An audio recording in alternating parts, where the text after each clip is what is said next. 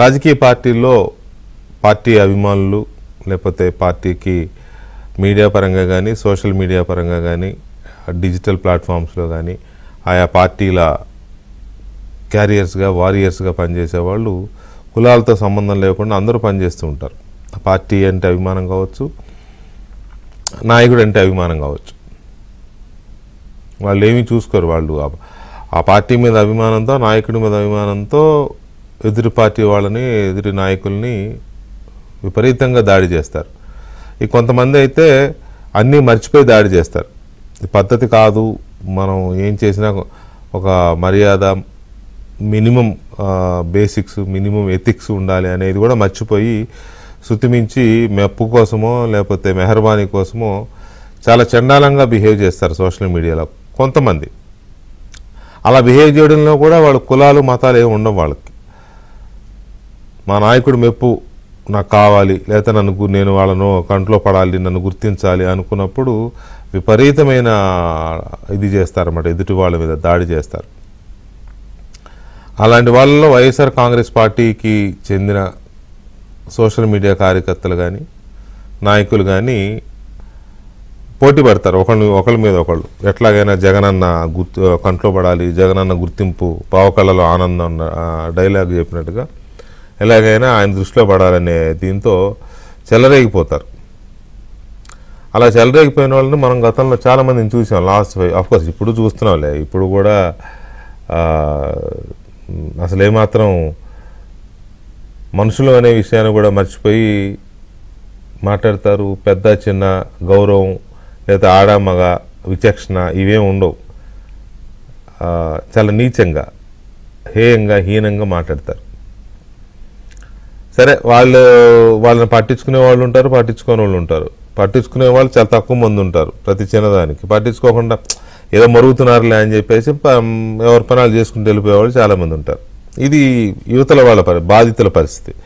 కానీ వాళ్ళు అంతగా అన్న మనల్ని గుర్తించాలి, అన్న దృష్టిలో మనం పడాలి అని కష్టపడే వాళ్ళని జగన్మోహన్ రెడ్డి ఎలా ట్రీట్ చేస్తున్నారు. పర్టికులర్గా వైఎస్ఆర్ కాంగ్రెస్ పార్టీకి అంటే దళితులకి కొంత పట్టున్న పార్టీ. దళితుల్లో కూడా మళ్ళీ ఒక వర్గం పర్టికులర్గా, అందులో రెండు వర్గాలు ఉంటాయి. అందులో ఒకటి బలమైన వర్గం ఆంధ్రప్రదేశ్లో. ఆ వర్గంలో ఎక్కువ మంది వైఎస్ఆర్ కాంగ్రెస్ పార్టీకి సపోర్టర్స్గా ఉన్నారు. దానికి రీజన్ కూడా ఉంది. ఆ వర్గంలో క్రిస్టియానిటీ ఎక్కువ ఫాలో అవుతారు కాబట్టి, జగన్మోహన్ రెడ్డి కూడా క్రిస్టియన్ కాబట్టి కొంత ఆ ఇది ఉండొచ్చు. కొంత వ్యక్తిగతంగా కూడా అభిమానించే వాళ్ళు అయి ఉండొచ్చు. ఏదైనా తప్పేం లేదు, అభిమానానికి కారణాలు ఎన్నైనా వాళ్ళు చేసే పని ఎలా ఉంటుందనేదే మనం చూడాలి. అది మాట్లాడుకున్నాం ఇప్పుడు మనం. చాలా నీచంగా మనుషుల్లాగా బిహేవ్ చేయరు వాళ్ళు. అలాంటి వాళ్ళనే చూసాం మనం. ఇప్పుడు కూడా ఉన్నారు కొంతమంది, ఇంకా సోషల్ మీడియాలో చూస్తూ ఉంటాం అప్పుడప్పుడు. యూట్యూబ్లో వాళ్ళు మాట్లాడే ఇది, వాళ్ళ హావభావాలు, వాళ్ళ బాడీ లాంగ్వేజ్ అని చూస్తున్నాం. సరే, ప్రతిదానికి ఒక టైం వస్తుంది అనుకోండి, అది వేరే విషయం. సో ఇప్పుడు ఇదంతా ఎందుకు చెప్పాల్సి వస్తుందంటే, జగన్మోహన్ రెడ్డి పార్టీలో ఆయన కోసము, ఆయన పార్టీ కోసము ఎదుటి పార్టీలపైన విరుచుకుపడిపోయి చేయరాని పనులన్నీ చేసి, అడ్డమైన పనులు చేసి ఇది చేసిన వాళ్ళు ఎక్కువ మంది దళితులు ఉన్నారు. వాళ్ళ మీద చాలా చోట్ల కేసులు బుక్ అయినాయి. ప్రభుత్వం మారిన తర్వాత జగన్మోహన్ రెడ్డి అధికారంలో ఉన్నప్పుడు వాళ్ళ మీద పోలీస్ స్టేషన్స్లో కంప్లైంట్లు కూడా తీసుకోలే. ఇస్తే ప్రభుత్వం మారిన తర్వాత ఆ కేసులన్నీ ఒక్కొక్కటిగా బయటకు వచ్చి కొంతమంది జైలుకి వెళ్ళారు. చూసాం మనం, జైలుకి వెళ్ళిన వాళ్ళని కూడా చూసాం కదా. వాళ్ళ విషయంలో జగన్మోహన్ రెడ్డి స్పందించిన తీరు ఎలా ఉంది? దళిత నాయకులు కానీ దళిత కార్యకర్తలు కానీ కేసులు ఎదుర్కొన్నప్పుడు, పోలీస్ స్టేషన్లో విచారణకు వెళ్ళినప్పుడు, లేదా కోర్టులు ఫేస్ చేసినప్పుడు, జైలుకి వెళ్ళినప్పుడు జగన్మోహన్ రెడ్డి రియాక్షన్ ఎలా ఉంది అనేది ఒక పాయింట్. రెండవ పాయింట్, ఇతర సామాజిక వర్గాలకు సంబంధించి పర్టికులర్గా ఆయన సామాజిక వర్గంలో కొంతమంది నాయకులు కేసులు ఎదుర్కొన్నప్పుడు లేకపోతే కోర్టులో విచారణకి హాజరైనప్పుడు కానీ జైలుకు వెళ్ళినప్పుడు కానీ జగన్మోహన్ రెడ్డి ఎలా బిహేవ్ చేశాడు, పార్టీ పరంగా కానీ వ్యక్తిగతంగా ఆయన వాళ్ళ విషయంలో రియాక్ట్ అయిన తీరు, వాళ్ళ కోసం ఆ లీగల్ ఎయిడ్ని లీగల్ హెల్ప్ని అందించడం కానీ ఇటువంటివి చేసిన తీరు. ఈ దళిత కార్యకర్తలు ఈ దళిత నాయకులు ఎన్నాళ్ళు జైళ్లలో ఉన్నారు, ఈ మిగతా వాళ్ళు ఎన్నాళ్ళు జైల్లో ఉన్నారు, వాళ్ళ విషయంలో ఎందుకు జగన్మోహన్ రెడ్డి అంత సీరియస్గా రియాక్ట్ అవ్వలేదు? దళిత నాయకులు దళిత కార్యకర్త సానుభూతి పరుల విషయంలో జగన్మోహన్ రెడ్డి ఎలా ఉన్నాడు, ఎందుకు వాళ్ళ విషయంలో కేర్ తీసుకోలేదు? వీళ్ళ విషయంలో మాత్రం ఇమీడియట్గా లీగల్ టీంని పరుగులు పెట్టించడము, కొంతమందికి ఫైనాన్షియల్ అసిస్టెన్స్ కూడా అందించి మరి వాళ్ళని అసలు కొంతమందికి అయితే స్టేషన్ బెయిలిప్పించి పంపించేలాగా పెద్ద పెద్ద లాయర్లను పెట్టి పంపించడం. ఇది ఇవాళ ఆంధ్రప్రదేశ్ దళిత సమాజంలో జరుగుతున్న చర్చ. ఎందుకు జగన్మోహన్ రెడ్డి కొందరి విషయంలో ఒక దళితుల విషయంలో ఇలా, దళితేతర విషయంలో ఇలా ఎందుకు బిహేవ్ చేస్తున్నాడు అనేది ఇప్పుడు ఆంధ్రప్రదేశ్ దళిత సమాజంలో మొదలైన చర్చ. ఇక రెండవది, జగన్మోహన్ రెడ్డి తనకు తానే ఒక ఆరా సృష్టించుకుంటాడు. మామూలుగా ఆరా అనేది ఎలా రావాలంటే అది కొంతమందికి వస్తుంది. అది ఒక ఇందిరాగాంధీ, లేకపోతే ఒక వాజ్పేయి, ఒక మోడీ, ఒక చంద్రబాబు నాయుడు, ఒక వైఎస్ రాజశేఖర రెడ్డి, లేకపోతే ఒక చిరంజీవి, ఒక పవన్ కళ్యాణ్, ఇంకా చాలామంది ఉన్నారు. ఎన్టీఆర్, సారీ అసలు అందరికంటే చాలా ప్రయారిటీగా చెప్పుకోవాల్సిన పేరు ఎన్టీ రామారావు గారు. వీళ్ళకి ఏంటంటే వాళ్ళకి ఆటోమేటిక్గానే వాళ్ళకు ఒక ఆరా ఉంటుంది. వాళ్ళకు ఒక ఆరా అంటే ఒక రకమైన ఆకర్షణ. వాళ్ళ దగ్గరికి వెళ్ళినప్పుడు మనకు తెలియకుండానే ఒక రకమైన ఆరాధనా భావం కలుగుతుంది. అది ఎన్టీ రామారావు గారైనా, చంద్రబాబు నాయుడు గారైనా, వైఎస్ రాజశేఖర రెడ్డి గారైనా, చిరంజీవి అయినా, ఇంకా చాలామంది పొలిటికల్గా కానీ ఇంకొంతమంది సెలబ్రిటీలు కూడా. జగన్మోహన్ రెడ్డి ఆయన దగ్గర ఆరాధనా భావం పెద్దగా ఉండదు, కానీ ఆయన క్రియేట్ చేసుకుంటాడు. ఎలా? తరలించిన మనుషులతో డబ్బులు ఇచ్చి సీఎం అని అనిపించుకొని చాలామంది మాట్లాడేది ఆయన దగ్గరగా చూసేవాళ్ళు ఏంటంటే అట్లా డబ్బులు ఇచ్చి అనిపించుకునేటప్పుడు కూడా వాళ్ళు ఏదో నిజంగా వచ్చి అరుస్తున్నారు అన్నట్టుగా ఆయన ఫీల్ అవుతాడు అనేది చాలా జగన్మోహన్ రెడ్డిని దగ్గర నుంచి చూసిన వాళ్ళు చెప్తున్న మాటలు. నేను డబ్బులు ఇస్తే వచ్చారు వీళ్ళు, నేను డబ్బులు ఇస్తే అరుస్తున్నారు వీళ్ళు అనేది మర్చిపోతాడు. మర్చిపోయి వాళ్ళు అరుస్తున్న దాన్ని ఫీల్ అవుతూ ఉంటాడు అనేది ఒక ఇదనమాట, ఒక అబ్జర్వేషన్. ఆయన్ని చాలా క్లోజ్గా మానిటర్ చేసిన వాళ్ళ ఒక అబ్జర్వేషన్. ఇక రెండవది మోసం. తనను తాను మోసం చేసుకుంటూ అది మోసం అనుకోకుండా అది నిజం అనుకోవడం, తన వాళ్ళను మోసం చేస్తూ కూడా జనాన్ని వాళ్లే తప్పు చేశారు అన్నట్టుగా నమ్మించే ప్రయత్నం చేయడం. అంటే తనకు తాను మోసం చేసుకోవడం, హిపోక్రటిక్గా తన వాళ్ళను మోసం చేయడం. పైకి మాత్రం ఒక బింకం, ఒక మేకపోతు గాంభీర్యం లేదా ఒక ధైర్యం. ఇది ఆయన అవలంబిస్తున్న ఇంకొక విధానం. Self surprising, self cheating, self created aura, ఇటువంటి తయారు చేసుకుని ఆ భ్రమలో ఆయన బతికేస్తున్నాడు. సింపుల్ లాజిక్ ఏంటంటే మొన్న హైదరాబాద్ కోర్టు, సిబిఐ కోర్టు దీనికి వచ్చినప్పుడు నేను మొన్న చెప్పాను, మళ్ళీ ఇవాళ చెప్తున్నా, చాలాసార్లు హైదరాబాద్ వచ్చాడు ఆయన. ముఖ్యమంత్రిగా ఉన్నప్పుడు వచ్చాడు, ముఖ్యమంత్రిగా దిగిపోయినాక వచ్చాడు, అంతకు ముందు వచ్చాడు. పాదయాత్ర చేస్తున్నప్పుడు రాలేదా హైదరాబాద్ వారం కోర్టుకి? ముఖ్యమంత్రిగా ఉన్నప్పుడు లండన్ వెళ్ళడానికి హైదరాబాద్ వచ్చే కదా, బేగంపేటలోంచి స్పెషల్ ఫ్లైట్ వేసుకుని వెళ్ళాడు. దిగిపోయిన తర్వాత కూడా 3 సార్లు 4 సార్లు హైదరాబాద్ నుంచి బేగంపేట నుంచే కదా స్పెషల్ ఫ్లైట్లో వెళ్ళారు భార్యాభర్తలు, అమెరికాను లండన్ ఎక్కడో. మరి ఎప్పుడూ చూడని ఈ జనం, ఎప్పుడూ చూడని ఈ వాహనాలు, ఎప్పుడూ చూడని ఇదంతా మొన్న ఎందుకు వచ్చింది అంటే ఒక ఇంప్రెషన్ ఇవ్వాలనుకున్నాడు. జగన్మోహన్ రెడ్డి వస్తే ఇంతమంది వస్తారు, మళ్ళీ నెక్స్ట్ టైం వాయిదాలకు పిలవాలని అంటే ఇబ్బంది అవుతుంది అని కోర్టుల్ని ప్రభావితం చేయడానికి. చూశారు కదా, నేను లాస్ట్ టైం వచ్చినప్పుడు ఎంత ఇదైందో, ట్రాఫిక్లు కూడా మళ్లించాల్సిన పరిస్థితి వచ్చింది. అందుకని మా లాయర్ వస్తాడు నా పక్కన చెప్పుకోవడానికి ఒక ఎలిబి అంటారు దాన్ని, ఒక ఎలిబి క్రియేట్ చేయడం. అంటే కోర్టుల్ని మోసం చేయడము, తనను తాను మోసం, వీళ్ళంతా నిజం వచ్చిన జనం అనుకుంటాడు ఆయన అనుకోడు. నేను మా పేరుని నానికో, మా వంశీకో, మా అతని పేరేంటి నెహ్రూ గారి అబ్బాయి అవినాష్, మా అవినాష్కో, మా కొడాలి నానికో చెబితే మా వాళ్ళు పంపించారు, మా పులివిందల వాళ్ళకి చెప్తే వాళ్ళు పంపించారు, వీళ్ళంతా వాళ్ళు అనేది మర్చిపోతారు. కాసేపు మర్చిపోయి వీళ్ళంతా వచ్చేసారు, నేను వస్తున్నానని తెలిసి వచ్చేసారు, వచ్చి కేరింతలు కొడుతున్నారు అని చెప్పి మళ్ళీ అదొక ఆ క్షణం అదొక భ్రమ. సో ఈ రకమైన self surprise, self cheating, self created ఆరాలో ఎందుకు ఇదవుతున్నాడు? దళిత సమాజంలో ఏం చర్చ జరుగుతుంది? వైసీపీకి సంబంధించి జగన్మోహన్ రెడ్డి తీసుకుంటున్న కేర్కి సంబంధించి దళిత కార్యకర్తలు, దళిత నేతలు, దళిత సమాజంలో ఏం చర్చ? ముందుగా వైఎస్ఆర్ కాంగ్రెస్ పార్టీ కోసం రకరకాల పనులు చేసి, మంచి పనులేం కాదులే కానీ అవి, వాళ్ళ పనులు చేసిన వాళ్ళని నేనే సర్టిఫికెట్ ఇవ్వట్లేదు, కాకపోతే ఆ పనులు చేసిన వాళ్ళలోనే మళ్ళీ వివక్ష దళితుల విషయంలో జగన్మోహన్ రెడ్డి స్పందిస్తున్న తీరు, దళిత నేతలు, దళిత కార్యకర్తల విషయంలో కేసులు ఎదుర్కొన్నప్పుడు స్పందిస్తున్న తీరు, ఇతరులు వాళ్ళు ఇరుక్కున్నప్పుడు ఎంత వేగంగా స్పందిస్తున్నాడు అనే దాని మీద ముందుగా తీసుకుందాం. తర్వాత ఈ సెల్ఫ్ డబ్బా దీని మీద ఏంటనేది తర్వాత మాట్లాడదాం. ముందుగా దీని మీద మాట్లాడడానికి మనతో సీనియర్ జర్నలిస్టు, రాజకీయ విశ్లేషకులు సత్యమూర్తి గారు ఉన్నారు.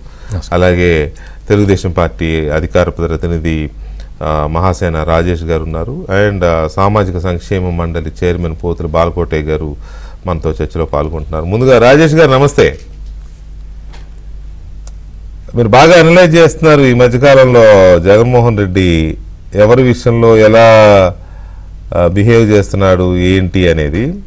పర్టికులర్గా అంటే నన్ను అట్రాక్ట్ చేసింది ఏంటి అంటే, దళిత సమాజంలో లేకపోతే వైసీపీలో ఉన్న దళిత నేతలు, దళిత కార్యకర్తల విషయంలో జగన్మోహన్ రెడ్డి కేసులు ఎదురైనప్పుడు స్పందిస్తున్న తీరు, మిగతా వాళ్ళ విషయంలో స్పందిస్తున్న తీరు మీద నేను చూశాను మీరు పెట్టింది పోస్టు. అది కొంత ఇంట్రెస్టింగ్గా ఉంది. కొంచెం దాని మీద మాట్లాడాల్సిన ఇది అవసరమేమో, ఎందుకంటే చాలామంది నోటి వెంట ఈ మాట విన్నాను నేను. ఈ వివక్ష చూపిస్తున్నాడు. ఎంపీలు అందరూ ఉన్నప్పుడు, జగన్మోహన్ రెడ్డి వెళ్ళినప్పుడు మిగతా వాళ్ళందరూ లోపలికి వెళ్తే నందిగం సురేష్ వీళ్ళందరూ డోర్ దగ్గర కాపలా కాసిన పరిస్థితి కూడా చూసాం, ఫోటోలు కూడా చూసాం. అప్పుడే చర్చ జరిగింది కదా. సో ఈ పరిస్థితుల్లో అసలు ఏంటండి రాజేష్, మీ అబ్జర్వేషన్ ఏంటి? మీకు అలా అంత క్లియర్గా ఎందుకు అనిపించింది? సార్ వికే గారు, ముందుగా మీకు అలాగే ప్యానెల్లో ఉన్న పెద్దలకి, ఏబిఎన్ ప్రేక్షకులకు హృదయపూర్వక నమస్కారం అండి. అయితే మొన్నండి ఈ మధ్యలో జగన్మోహన్ రెడ్డి గారు అదే ఆ వైసీపీ పార్టీ చేసిన బిహేవియర్ చూసాక, అంటే గతం నుంచి మేము చూస్తున్నా కూడా వాళ్ళ కార్యకర్తల పట్ల కూడా ఇలా బిహేవ్ చేస్తున్నాడు అనేది చాలా బాధ అనిపించిందండి. మేము కూడా అదే సామాజిక వర్గానికి చెందిన వ్యక్తులుగా. అయితే ఒకటేంటంటే, ఈ వైసీపీ కోసం బోరుగడ్డ అని ఒకడు ఉండేవాడు అండి అక్కడ గుంటూరు ప్రాంతంలోని. వాడు విపరీతంగా మాట్లాడేవాడు. అంటే చంద్రబాబు నాయుడు గారు లేరు, లోకేష్ గారు లేరు, పవన్ కళ్యాణ్ గారు కాదు, వాళ్ళ ఇంట్లో మహిళల్ని ఎలా పడితే అలా మాట్లాడి చివరికి ఆడు ఏం క్లెయిమ్ చేసుకునేవాడు అంటే, నేను జగన్ గారి బంధువుని క్లెయిమ్ చేసుకునేవాడు. అందరూ లేదు, ఒకసారి అంటే బంధువో కాదో నాకు తెలియదు కానీ ఒకసారి ఎయిర్పోర్ట్ లో అనుకోకుండా నాకు తారసపడి, అన్న నేను ఐఎమ్ సో అండ్ సో అని చెప్పి నాకు కూడా చెప్పాడు. జగన్మోహన్ రెడ్డి గారి వాళ్ళ బాబాయ్ కూతుర్నో వాళ్ళ మేనమామ కూతుర్ని ఎవరో చేసుకున్న సంథింగ్ ఏదో అట్లా అలా మోటివేట్ చేశారండి. నువ్వు పలానా జగన్మోహన్ రెడ్డి గారి బంధువురా అని చెప్పి ఆయన మోటివేట్ చేసి బ్రెయిన్ వాష్ చేశారు.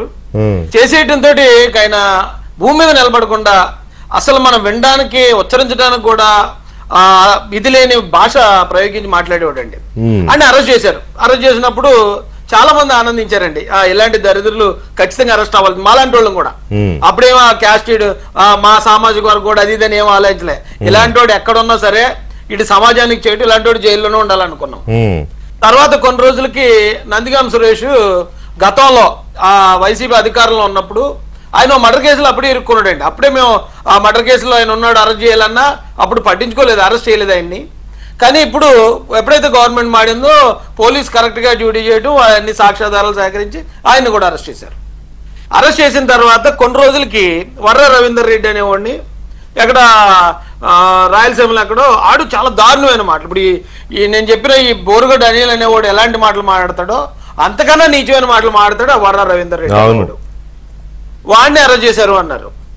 తర్వాత మొన్న మాలపాటి భాస్కర్ రెడ్డి, అసలు వాడు మాట్లాడిన మాటలు చూస్తే సార్, అదే విదేశాల్లో ఉంటున్నారు కాబట్టి ఇంకేళ్ళు దొరకరు అనే ఉద్దేశంతో మాట్లాడుతున్నారేమో అన్నంత దారుణంగా తల్లి వయసు ఉన్న మహిళలతో కూడా చాలా నీచంగా మాట్లాడినాడు మాలపాటి భాస్కర్ రెడ్డి అన్నవాడు.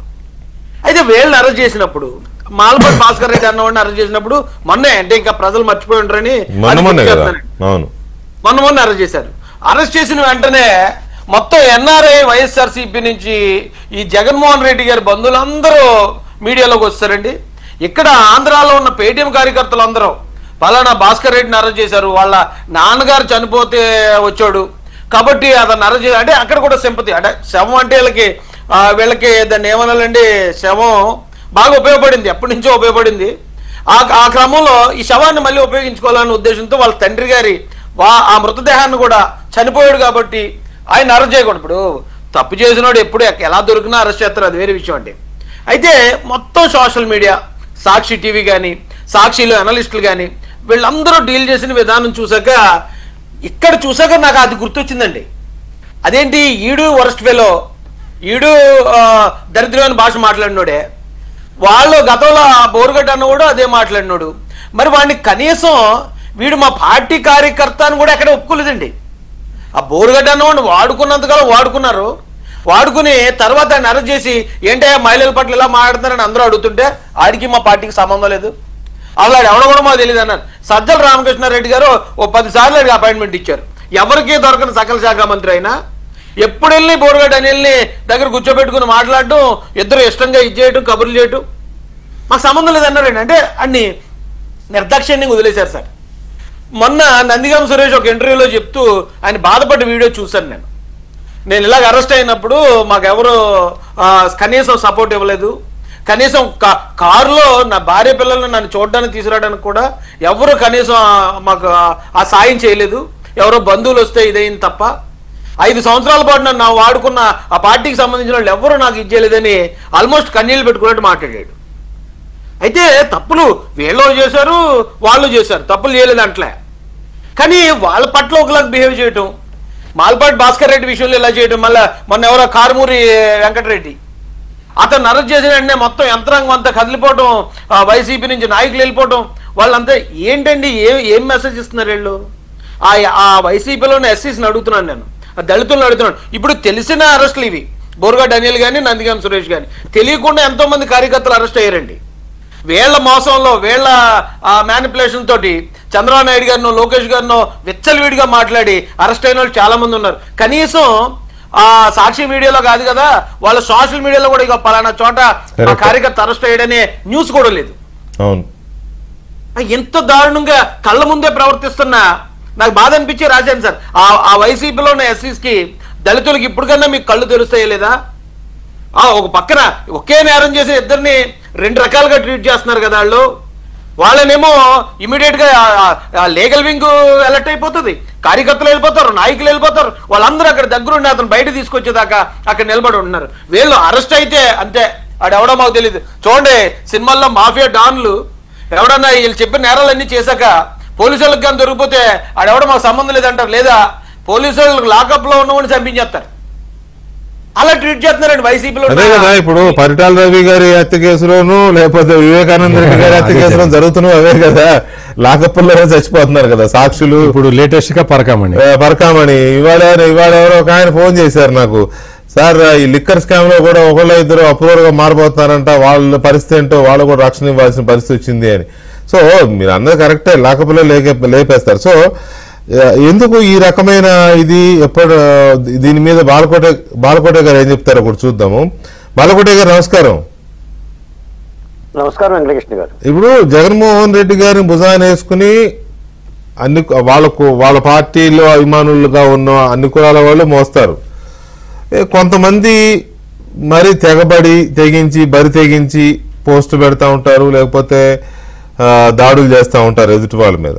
కానీ ఇప్పుడు రాజేష్ చెప్పినట్టుగా దళిత నేతలు దళిత కార్యకర్తల విషయంలో జగన్మోహన్ రెడ్డి స్పందిస్తున్న తీరు, లేదా ఇతరులు నేను రెడ్డి సామాజిక వర్గం అని నేను అనను, ఎందుకంటే ఇంకొంతమంది వేరే వాళ్ళు కూడా ఉన్నారు. సపోజ్ ఇప్పుడు విజయవాడ జైల్లో వంశీ దగ్గరికి వెళ్ళినప్పుడు కానీ ఇట్లాంటి ఒకటి రెండు వేరే దృష్టాంతాలు కూడా ఉన్నాయి. కాబట్టి ఇతరుల విషయంలో వాళ్ళ విషయంలో ఆయన స్పందిస్తున్న తీరు కానీ మీ అబ్జర్వేషన్ ఏంటి? వెంకటకృష్ణ గారు నమస్తే. నమస్తే అండి. సత్యమూర్తి గారికి అలాగే మహాసేన రాజేష్ గారికి కూడా నమస్కారం. మీరు అడుగుతున్న ప్రశ్నలు రెండండి. ఒకటి, వైఎస్ జగన్మోహన్ రెడ్డి గారి వెనక దళితులు పెద్ద ఎత్తున ఉన్నారు, ఆ దళితుల్లో కూడా ఒక ప్రధానమైన సామాజిక వర్గం ఆయనకు అండగా ఉంది, వాళ్ళు క్రిస్టియన్లు కాబట్టి అనే మాట ఒకటి. రెండోది, దళితులను అరెస్ట్ చేస్తున్నప్పుడు లేదా దళితుల్లో కూడా అన్యాయం జరిగినప్పుడు కూడా వాడుకొని వదిలేశాడు, లేదా ఆరా నడిపించుకొని వాళ్ళని పోరా అని చెప్పేసి అని జగన్మోహన్ రెడ్డి గారు అంటున్నాడు అనేది ప్రశ్న. మీ ద్వారా ఈ రాష్ట్ర ప్రజలకు చెప్తున్నాను సార్, నేను మాలోని, నాది మాల సామాజిక వర్గం. మమ్మల్ని ఎవడో దత్తత తీసుకోలేదండి జగన్మోహన్ రెడ్డి గారు, పార్టీ కానీ ఆయన కానీ. మాకు బొడ్డు కోసి పేరు కూడా పెట్టలేదండి. అన్ని రాజకీయ పార్టీలో ఉన్నట్టుగానే మాలలు ఉండారు, మాదిగలు ఉండారు, రెడ్డిలు ఉండారు, కమ్మలు ఉండారు, కాపులు ఉండారు. మేము కూడా అలాగనే ఉన్నాం. మీకు ఇంకో మాట కూడా చెప్తాను నేను. నందిగామ సురేష్ మాదిగ, బోరుగడ్డ అనిల్ మాల. ఆయన ఎంపీగా ఉండి ఆయన ప్రజాస్వామ్య రహితంగా మాట్లాడాడు. బోరుగడ్డ అనిల్ నాన్కే వాసి కోన్ కిస్కా గొట్టం, ఏదో జగన్మోహన్ రెడ్డి గారు తాయిలాలు పెడతాడని బరి తెగించి మాట్లాడాడు, అనుభవిస్తున్నాడు. రెండో మాట కూడా చెప్తున్నా, ఈ ఇద్దరికి కూడా మేమెవరూ జాలి చూపించటం లేదండి. వైసీపీ పార్టీలో ఆనాడు పెట్టలేకపోయిన దళిత నాయకులను కానీ, లేదా వల్లభనేని వంశీని కానీ, కొడాలి నానిని కానీ, లేదా ఇతర సామాజిక వర్గాలకు సంబంధించిన మిథున్ రెడ్డి గారిని కానీ, అవినాష్ రెడ్డి గారిని కానీ, జోగి రమేష్ గారిని అరెస్ట్ చేస్తే జాలి ఎందుకు చూపించాలండి? వాళ్ళు చేసిన తప్పులు, వాళ్ళు చేసింది దుష్ట పరిపాలన, జాలి పడాల్సినంత అవసరం ఉంది. మాకైతే ఆ జాలేం లేదండి.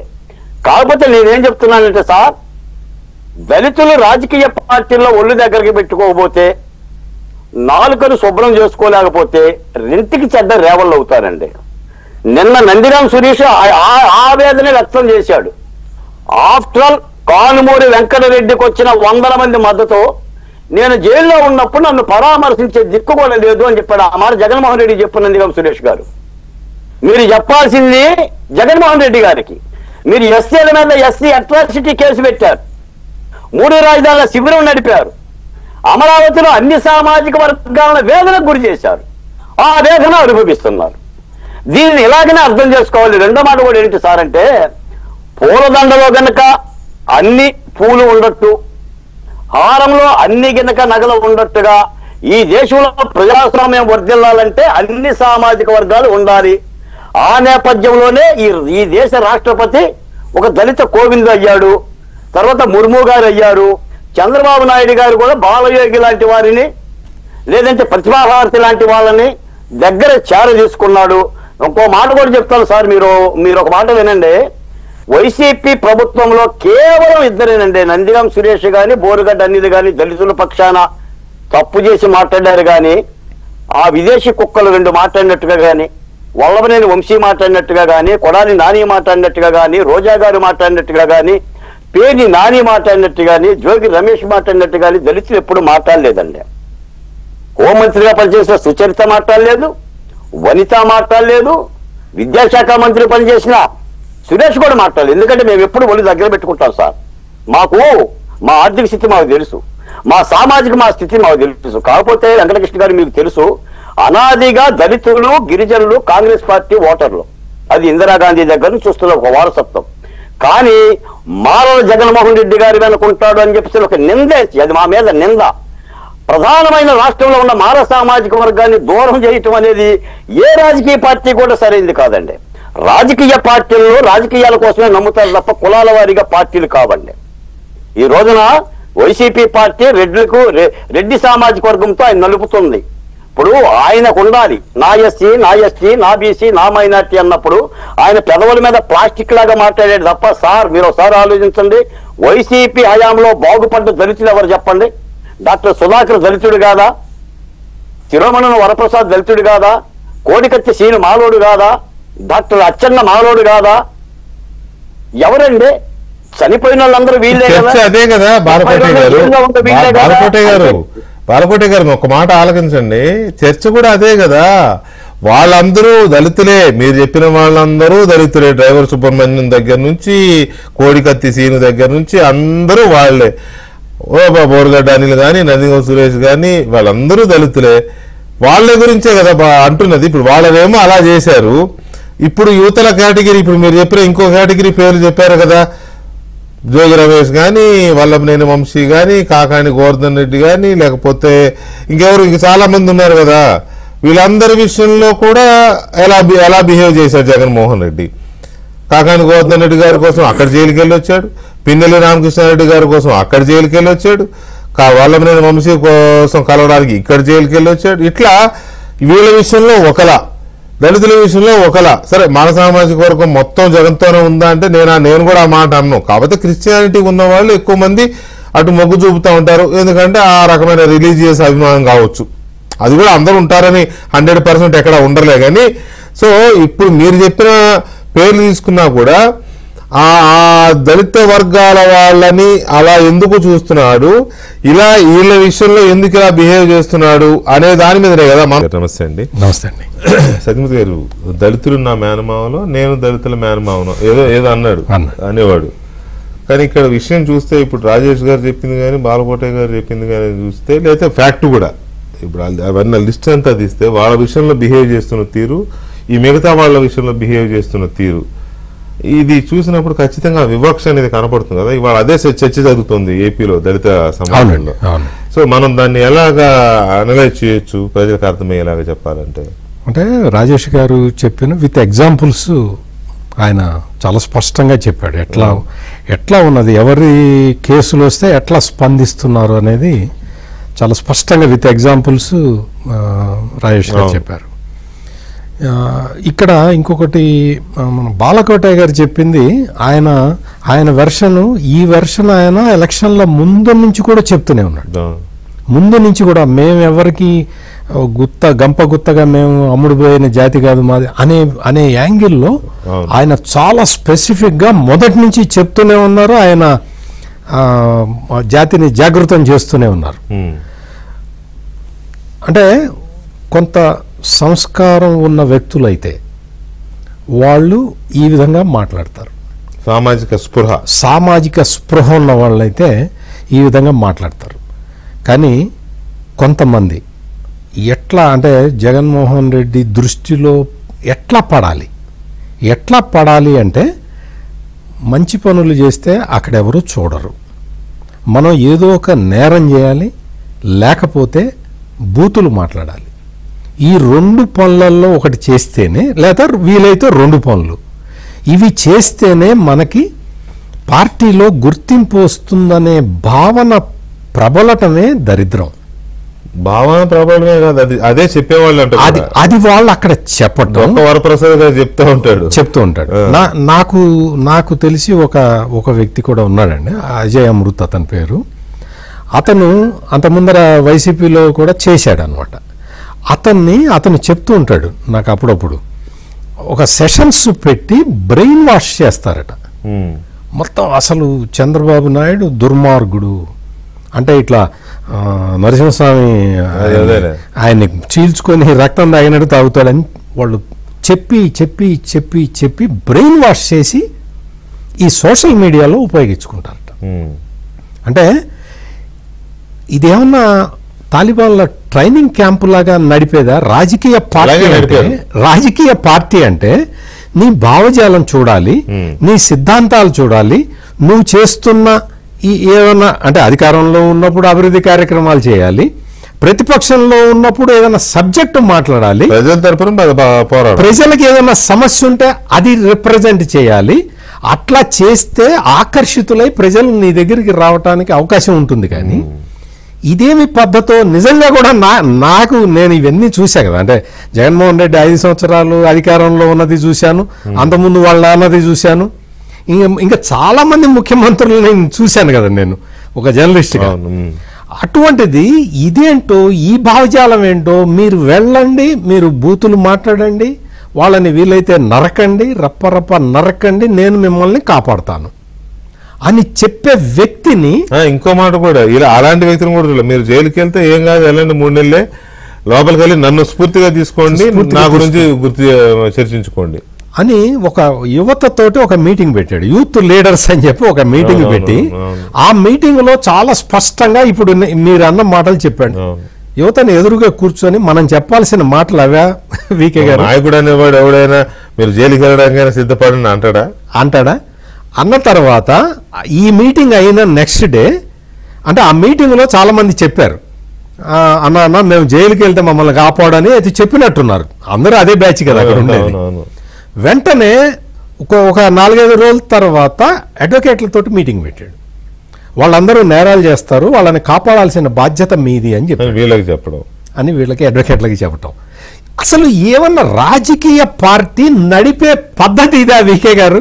అంటే వింటుంటే నవ్వాలా, ఏడవాలా, అసలు ఈ దౌర్భాగ్యాన్ని తలుచుకొని బాధపడాలా అర్థం కాని విషయంగా ఉంది. ఈ వలలో పడి చాలా మంది అండి, నేను చూస్తున్నా సోషల్ మీడియాలో కూడా, నేను చాలా కీన్గా ఫాలో అవుతుంటా కదా, ఎవరైనా సరే ఒకటి ఏదన్నా కామెంట్ పెట్టారనుకోండి, ఏదో జగన్మోహన్ రెడ్డి ఇట చెవటం బాగుండదయా, ఏదో పిల్లల్ని ఎదురుగా కూర్చోబెట్టుకొని నా బొచ్చు కూడా బేకలేరని చెప్పాడు అధికారంలో ముఖ్యమంత్రిగా ఉన్న సభలోనే అన్నాడు, నా అది బేకలేరు ఇది బేకలేరు అని. అంటే అది తప్ప, అట్లా మాట్లాడకూడదు, నువ్వు ముఖ్యమంత్రివి, పిల్లల దగ్గర అట్లా మాట్లాడచ్చా అని ఎవరన్నా అంటే గయ్యన వాళ్ళ మీద పడిపోతారు. పడిపోయి నువ్వు అది ఈ బ్యాచ్, నువ్వు పచ్చమందా ఎల్లో మందా లేకపోతే నీలి మందా, ఏదో మందు, నువ్వు చేసే పనిని ఇది తప్పయా అని చెప్పటం కూడా తప్పు. నువ్వు తప్పు అని చెప్పకూడదు, నువ్వు ఏం చేసినా యాక్సెప్ట్ చేయాలి. అంటే ఇది ఒక నియంతృత్వం, ఫ్యాసిజం కాకుండా ఇంకా దీన్ని వేరే పేరుతోటి ఏం పిలుస్తారు? ఇటువంటి ఒక నియంతని మనం ఆహ్వానించాలా? మరీ బడుగు వర్గాల ప్రజలు, బడుగు బలహీన వర్గాల ప్రజలు వాళ్ళు ఆలోచించాలి, మెయిన్గా ఆలోచించాలి. వీళ్ళు ఏదో సోషల్ మీడియాలో పోస్టులు పెట్టేయటం, ఆ పోస్టులు పెట్టింది వాళ్ళ దృష్టిలో పడాలి అనుకోవటం, అది వికృతమైన పోస్టులు పెట్టడం, వికృతం మామూలు కాదు. మామూలుగా అవి చదవాలంటే ఇందాక మహాసేన్ రాజేష్ గారు చెప్పారు, ఆ భాస్కర్ రెడ్డి పెట్టిన పోస్టులు చూస్తే వీకే గారు చాలా చాలా అసహ్యంగా మార్ఫుడ్ ఫోటోలు పెట్టి అతను చేసిన ప్రాపగాండా నిజంగా ఏ మనిషి నిజంగా కడుపుకు అన్నం తినేవాడు ఎవడు చేయడండి. అంత దారుణంగా రాజకీయాలతో సంబంధం లేకుండా ఇంట్లో ఉండే ఆడవాళ్ళని తీసుకొచ్చి ఇట్లా ఈ విధంగా మార్ఫింగ్ ఫోటోలు పెట్టి ఎంత దారుణంగా చేశారో మనం ఉరి తీయాలి, లేకపోతే రాళ్లతో కొట్టి నిజంగా అసలు దేశాల్లో అయితే నిజంగా ప్రొటెక్ట్ చేశారు. అటువంటి మాలేపాటి భాస్కర్ రెడ్డిని అరెస్ట్ చేస్తే వైఎస్ఆర్ కాంగ్రెస్ పార్టీలో ప్రతి ఒక్కడు స్పందించాడు. ఆగమేఘాల మీద వాళ్ళ మీడియాలో బ్యానర్ వార్తలు. రాజేష్ గారు చూసారో లేదో కానీ అమెరికా నుంచి వాళ్ళు అక్కడ కొంతమంది ఉన్నారు, వాళ్ళు పెట్టారండి. వాళ్ళు ఏం పెట్టారంటే ఆ భాస్కర్ రెడ్డిని అరెస్ట్ చేయటం తప్పు అని చెబితే కొంతవరకు ఏదైనా సర్దుకోవచ్చు. పాపం వాళ్ళ మిత్రుడు అరెస్ట్ చేశాడు జైల్లో, సహచరుడు. వాళ్ళు ఏం చెప్పారో తెలుసా?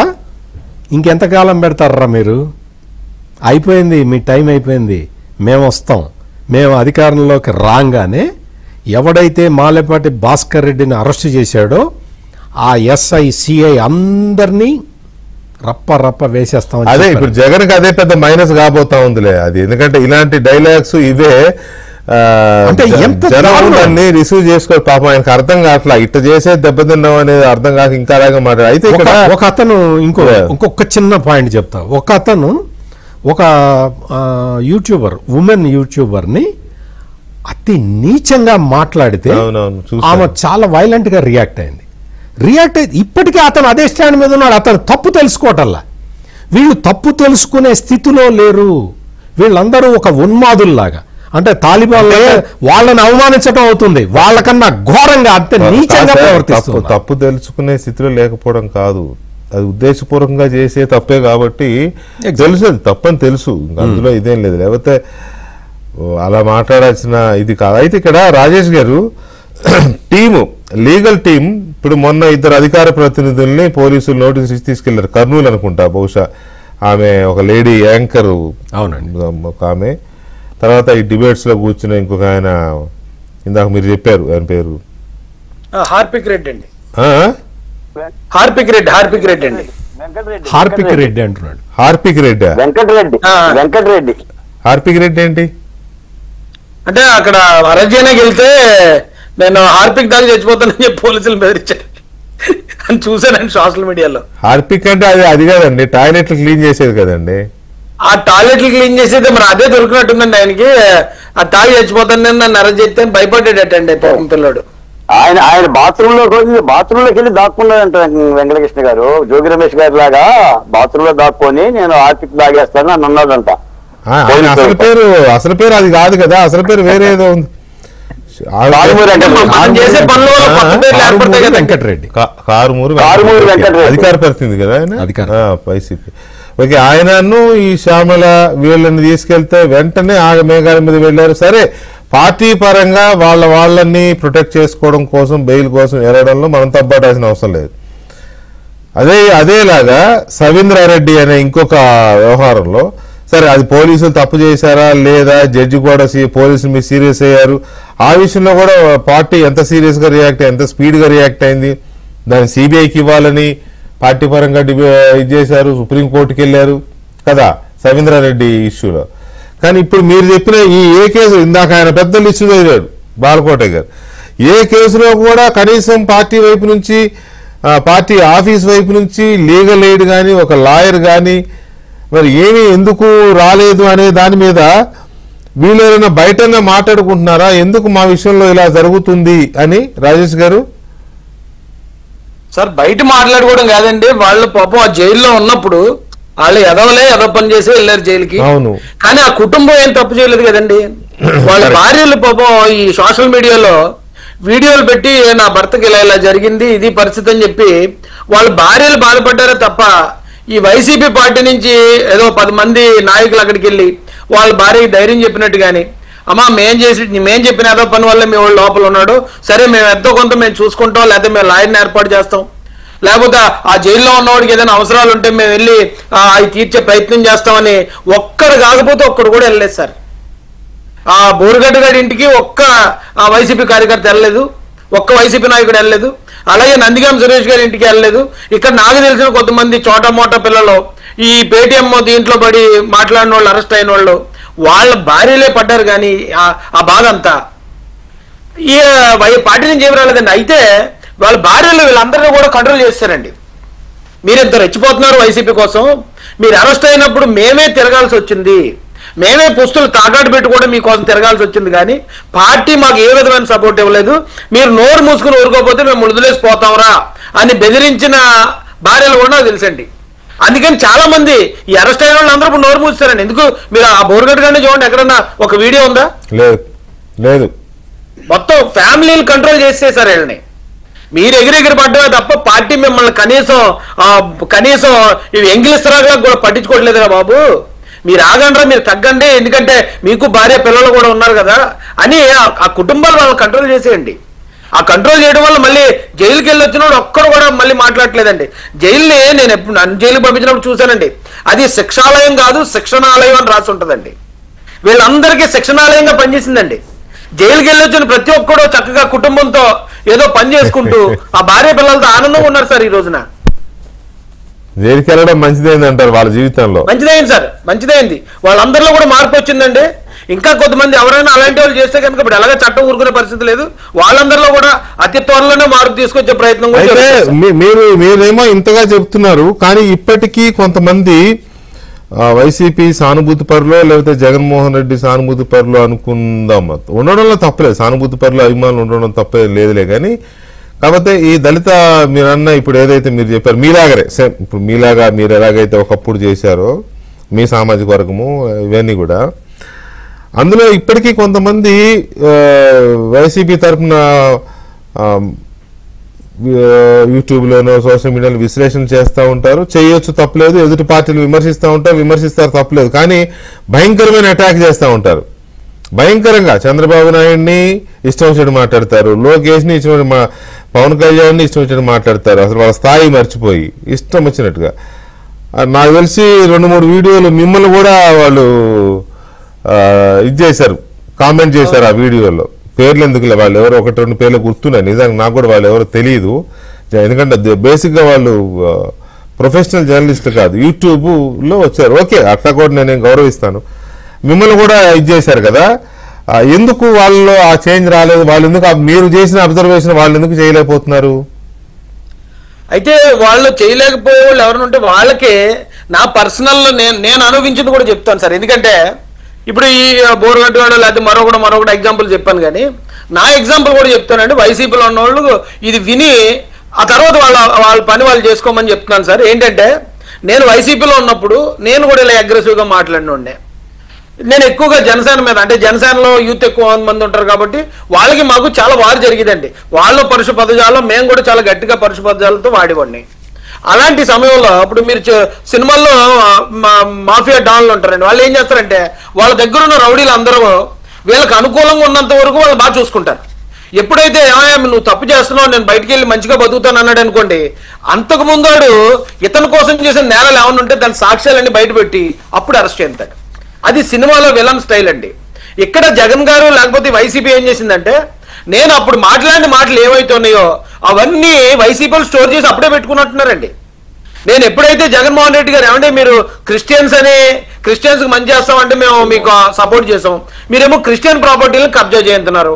దూరంపూడి చంద్రశేఖర్ రెడ్డి ఏమో కాకినాడలో కబ్జా చేశాడు, జక్కంపూడి రాజేమో రాజమండ్రిలో కబ్జా చేశాడు. మీరు ఏం చేస్తున్నారు? దళితులకి ఎప్పటి నుంచో ఇచ్చిన అసైన్డ్ ల్యాండ్స్ ని ఇళ్ల పట్టాల పేరుతో, జగనన్న ఇళ్ల పేరుతో ఈ అసైన్డ్ ల్యాండ్స్ అని మీరు లాక్కుంటున్నారు.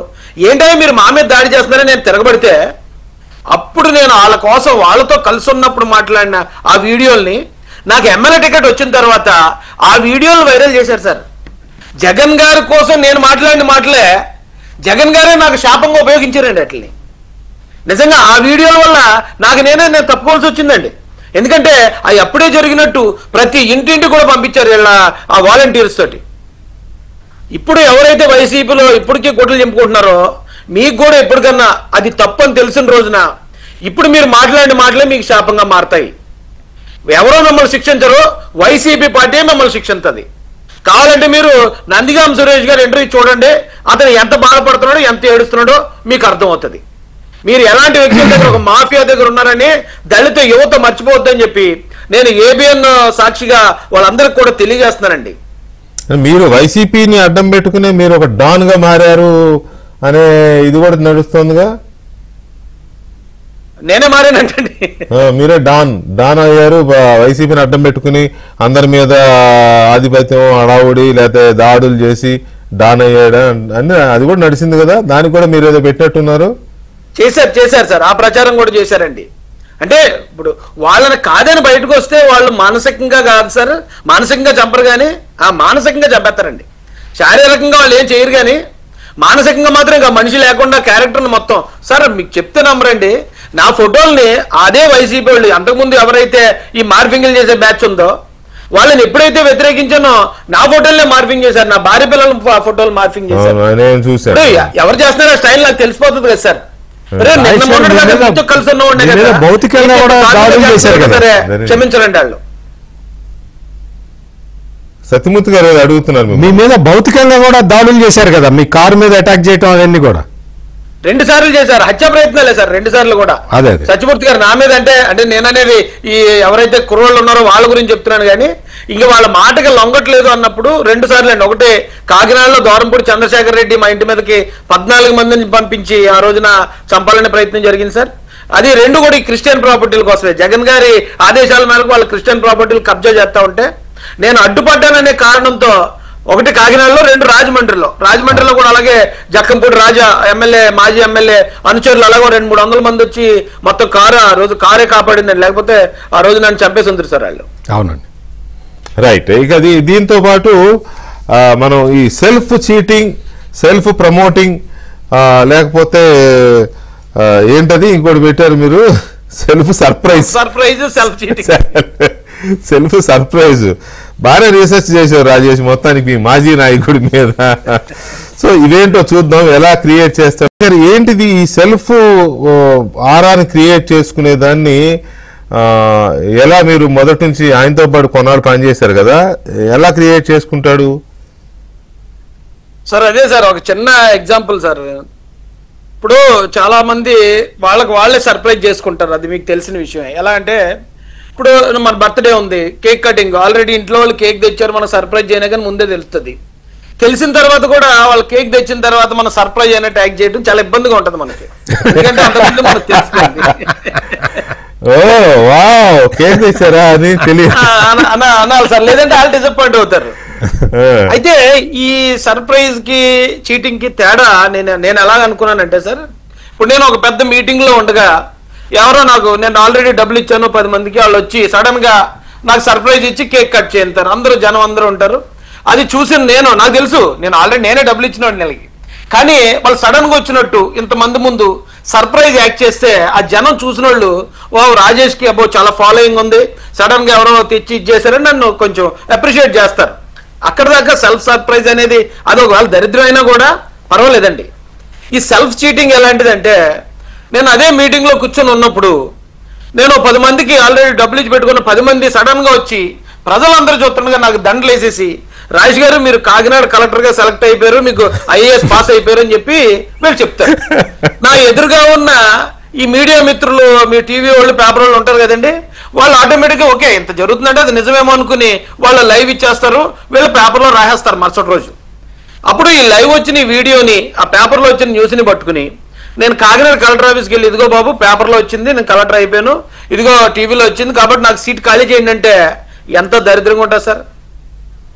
సేమ్ జగన్మోహన్ రెడ్డి గారు ఆయనే డబ్బులు ఇచ్చుకుంటాడు, ఆయనే జనాన్ని తీసుకొచ్చుకుంటాడు, వాళ్ళు మోకాళ్ళు వేసి దండాలు పెడతా ఉంటారు, జనం వచ్చేసారా అనేది ఆయనే క్రియేట్ చేసుకుంటాడు.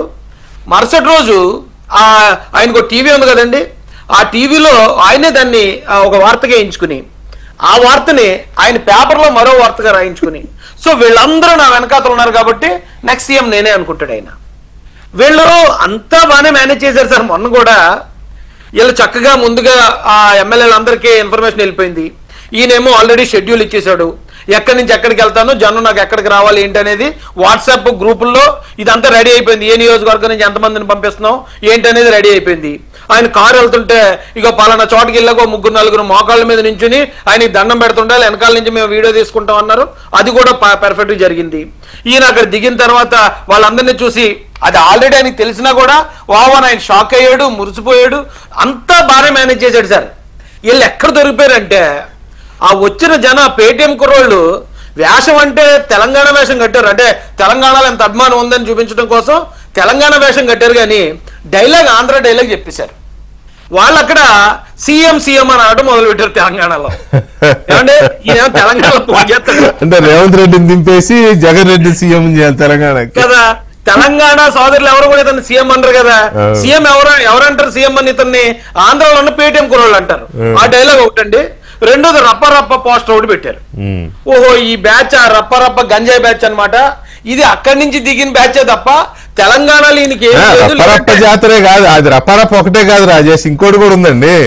ఇప్పుడు తెలంగాణలో ఏదన్నా జరిగితే సమ్మక్క జాతర, సారక్క జాతర, రాజన్న జాతర ఏదో పెడతారు, గంగమ్మ జాతర కూడా గంగమ్మ జాతర పెట్టారు. చూడండి 88 ఫిగర్ మ్యాజిక్ నెంబర్ 88 సజ్జయ్ గారు గంగమ్మ జాతర పెట్టారు. అంటే తెలంగాణ గంగమ్మ జాతర ఏదో చేస్తారు, సమ్మక్క జాతర మా ఊరు జాతర అది పెట్టుకుంటారు కదా. సో ఈ రకంగా బాలకోటే గారు ఈ జగన్మోహన్ రెడ్డికి ఇవన్నీ తెలిసి, అంటే ఒకసారి మోసం చేశాడండి. ఇప్పుడు రాజేష్ చెప్పిన self cheating, self surprise, self promotion వీటన్నిటి పెట్టుకుని ఒక్కసారి జనాన్ని మోసం చేయగలవు, ఇదంతా నిజమే అని జనం కూడా నిజమే అనుకునే పరిస్థితి తీసుకొచ్చారు. కానీ ఎప్పుడు అదే ఆట ఆడొచ్చు, ఎప్పుడు అదే సక్సెస్ అవుద్ది అని ఇంకా అనుకుంటుంటే దాన్ని మరి హిపోక్రసీ అనాలా లేకపోతే ఇంకేమనాలో నాకైతే అర్థం కావట్లేదు. కానీ మీకేమనిపిస్తుంది? ఆయన ఇంకా అదే బాణీలో వెళ్తున్నాడు. వెంకటకృష్ణ గారు, నేను ప్రశంసించటం కాదు కానీ మీరు చాలా నిష్ణాతులు, పెద్దలు, ఓరుగల్లు బిడ్డ. చాలా రాజకీయ ఉద్యమాలని, విప్లవ ఉద్యమాలని, గెలుపుల్ని, ఓటముల్ని, రాజకీయాలను చూసిన వాళ్ళు, సాక్షాత్ వైఎస్ రాజశేఖర రెడ్డిని కూడా ఇంటర్వ్యూ చేసిన వాళ్ళు. మీకు తెలియడం కాదు, నేను ఒక మాట అయితే చెప్పాలి. మీకు రాజకీయాలలో ఏదో జగన్మోహన్ రెడ్డి గారు సాదా సేదాగా రప్ప రప్ప అంటున్నాడు, ఏదో అనేస్తాడులే, ఇవన్నీ కొంగరమల్లయ్య సవాళ్ళు, వీటి మూలాన్ని ఏమవుతుంది అని అనుకుంటున్నాం మనం. కానీ అది కాదు. ప్రజాస్వామ్య ముసుగులో వైఎస్ఆర్సీపీ చేస్తున్నది జగన్మోహన్ రెడ్డి గారి ప్రేరేపిత ఉగ్రవాద చర్య. అవును, దాని ముసుగు ప్రజాస్వామ్యం. మీకు హెడ్మాకి జగన్కి తేడా ఏంటంటే ఆయనకి ప్రజాస్వామ్య ముసుగు లేదు, ఆయనది సాయుధ పోరాటం ఎజెండా. ప్లీజ్ అండి, ప్లీజ్ బాలకోటే గారు, ఐఎమ్ రిక్వెస్టింగ్ యూ, హిడ్మాని తీసుకొచ్చి ఇక్కడ ఈ జగన్మోహన్ రెడ్డితో పోల్చకండి. హిడ్మా విప్లవకాలదేమో లేకపోతే జనం కోసమే జరిగింది, జనం కోసం. స్వార్థం లేదు అందులో, ఆ చావులో స్వార్థం లేదు, ఆ పోరాటంలో స్వార్థం లేదు. నేను వాళ్ళిద్దరిని పోలిక చేయట్లేదండి. ఆయన నమ్ముకున్నదేమో హింసావాదం, ఈయన నమ్ముకున్నది ప్రజాస్వామ్యం. ప్రజాస్వామ్యం ముసుగు ధరించి రప్ప రప్ప గంగానమ్మ జాతర పోటీలలో నరికేస్తామంటే అర్థం ఏంటి? ఇది కూడా ప్రేరేపిత ఉగ్రవాదమే కదా. అంటే ఈ చర్యలు చూస్తూ ఉంటే మీరు, నేను ఒక మాట చెప్తాను సార్. ఇప్పుడు ఇందాక కొంతమంది ఎన్ఆర్ఐలు మాట్లాడిన వీడియోలు కానీ లేదా మాట్లాడుతున్న మాటలు కానీ మీరే చూశారు. ఏమంటున్నారు? డైరెక్ట్ గా మహిళలను పెడుతున్నారు, చంపేస్తామంటున్నారు. అంటున్నప్పుడు ప్రజాస్వామ్యంలో చట్టాలు గట్టిగా చర్య తీసుకోకపోతే ఫలితం ఏంటి అంటున్నా నేను. మనం కొట్టేయటం కాదండి వీటిని.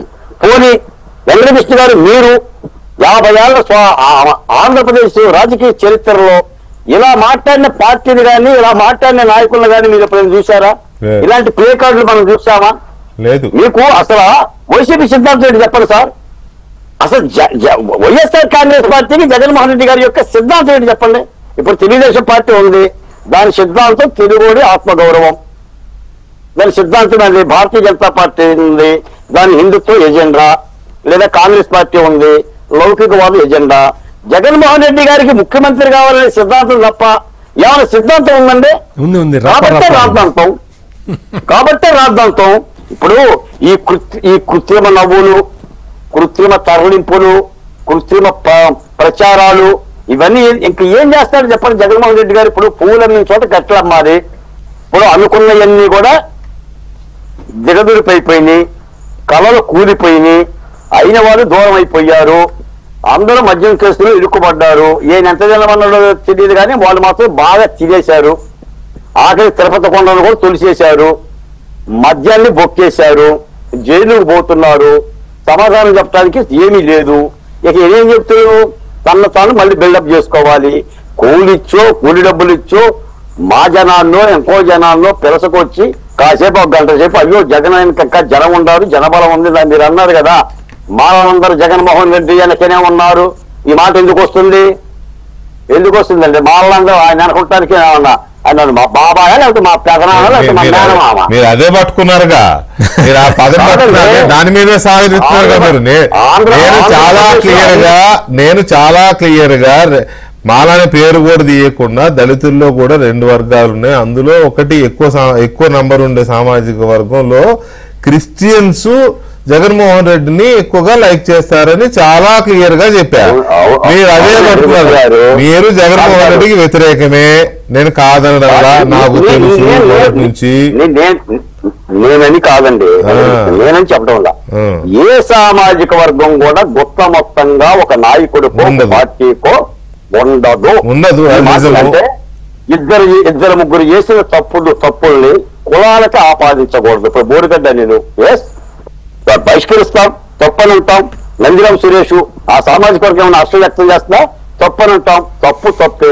అంటే వ్యక్తుల తప్పుల్ని కులాలుగా ఆపాదించి చూస్తే ఇది ప్రజాస్వామ్యం సార్. బాలకోట గారు సరే, అంటే నిజానికి టాపిక్ అటు తీసుకెళ్లాలో నాకు ఇష్టం లేదు, కానీ ఇక తప్పదు, మీరు దాన్నే పట్టుకుని దాని చుట్టూ తిప్పుతున్నారు కాబట్టి నేను ఇక్కడ ఒక విషయం చెప్పాలనుకుంటున్నా.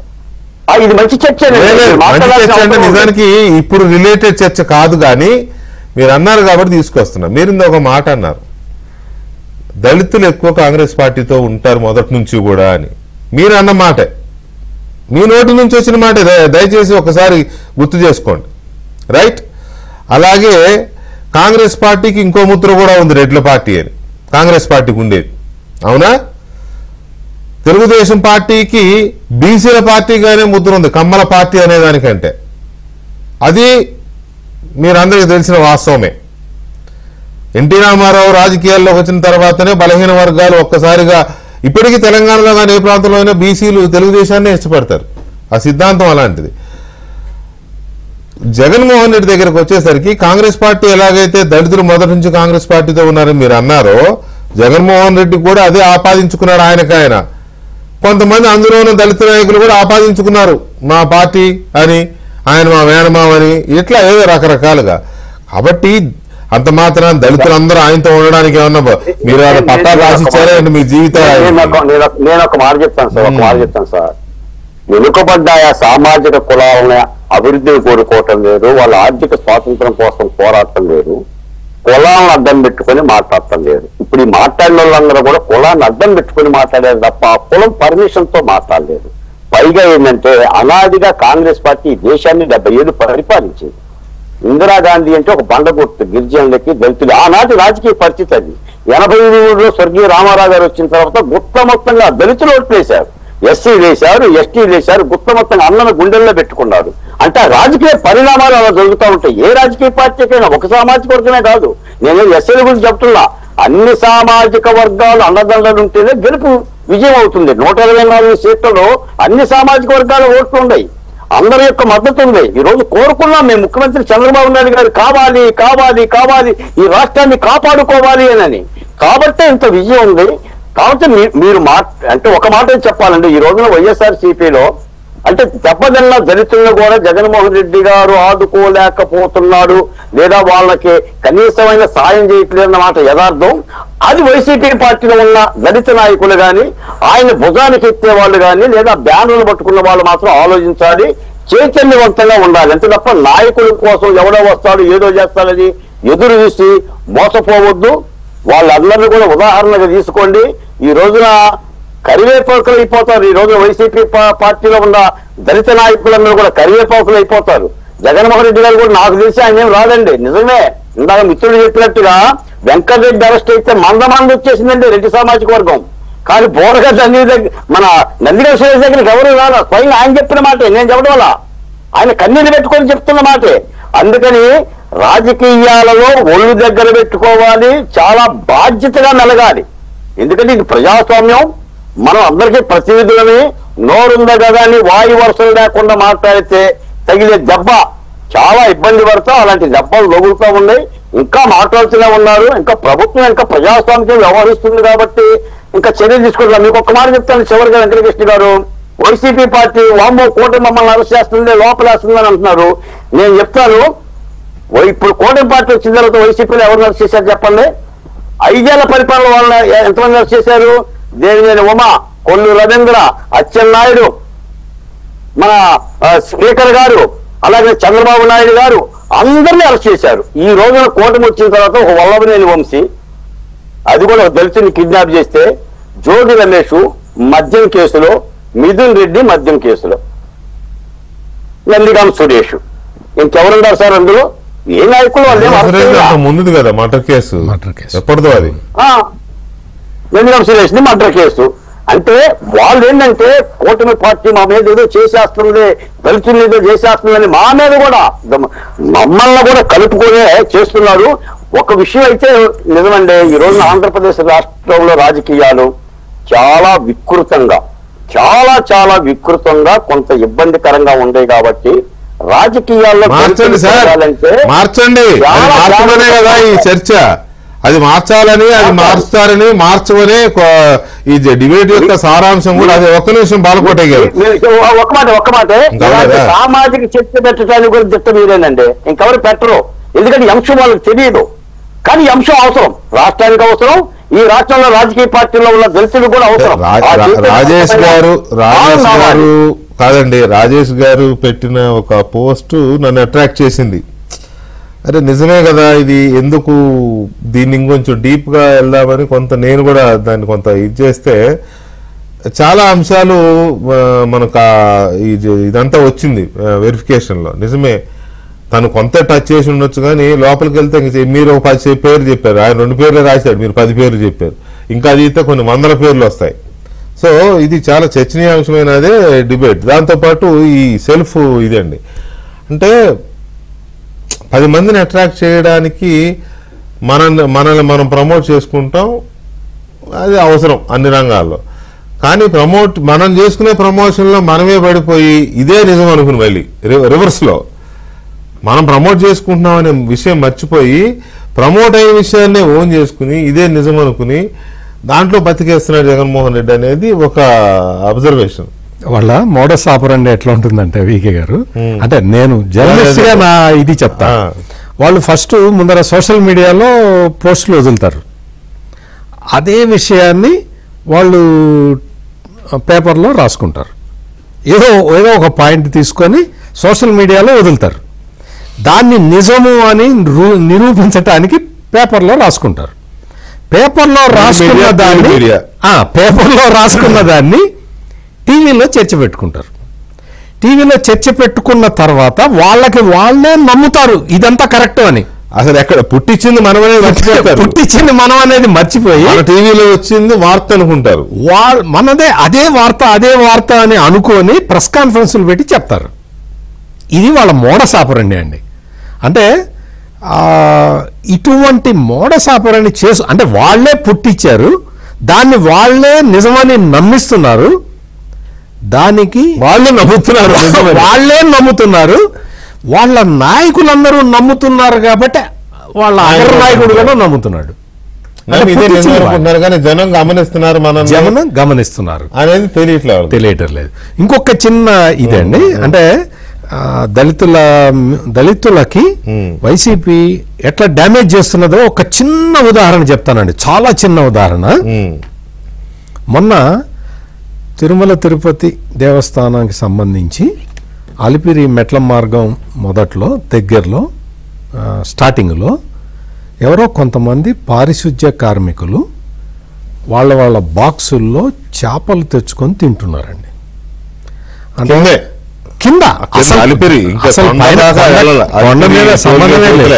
సంబంధమే లేదు, తింటుంటే దాన్ని వీడియో తీసి వైసీపీ తన అఫీషియల్ ట్విట్టర్ హ్యాండిల్లో పోస్ట్ చేసింది. అపచారం, వెంకటేశ్వర స్వామికి అపచారం జరుగుతున్నది అని విపరీతంగా, అసలు మామూలుగా ఆ రోజు మొత్తం ట్విట్టర్ మొత్తం ఇదే ఉంది. అంత దారుణంగా ప్రచారం చేస్తే వాళ్ళు పారిశుధ్య కార్మికులండి, జనరల్గా అంటే మామూలుగా దళిత వర్గానికి సంబంధించిన వాళ్ళు 3 టీటీడీ సస్పెండ్ చేసిందండి. ఎవరికి నష్టం జరిగింది? కేవలం నీ రాజకీయ క్రీడ కోసం, తిరుమల తిరుపతి దేవస్థానం పవిత్రత లేదు, అది మంటగలిసిపోతున్నది అని చెప్పి నువ్వు రాజకీయంగా లబ్ధి పొందటానికి నువ్వు బలి తీసుకున్నది ఎవరిని? పారిశుద్ధ్య కార్మికులు అంటే బలహీన వర్గాల వాళ్ళే అయి ఉంటారు. వాళ్ళే అంటే నువ్వు చివరికి వాళ్ళ పొట్టే కొట్టావు. ఇది జరిగింది ఎప్పుడో 5 సంవత్సరాల కిందట, 6 సంవత్సరాల కిందట కాదు, మొన్న జరిగింది. అంటే వీళ్ళ రాజకీయ స్వార్థం కోసం ఎటువంటి పనులు చేస్తారు అనే దాన్ని దళితులు గమనించాల్సిన అవసరం ఉందని నేను ఈ పాయింట్ చెప్తున్నానండి. అంటే ఇంత దారుణంగా, అంటే వాళ్ళు బాక్సులో ఏముందో ఎవరు తనిఖీ చేయలేరు కదా. ఇంటి నుంచి ఏం తెచ్చుకుంటారు, వంకాయ కూర తెచ్చుకుంటారా, బెండకాయ కూర తెచ్చుకుంటారా అని తనిఖీ చేసి చేయలేరు కదా. ఎంతమంది చేస్తారు?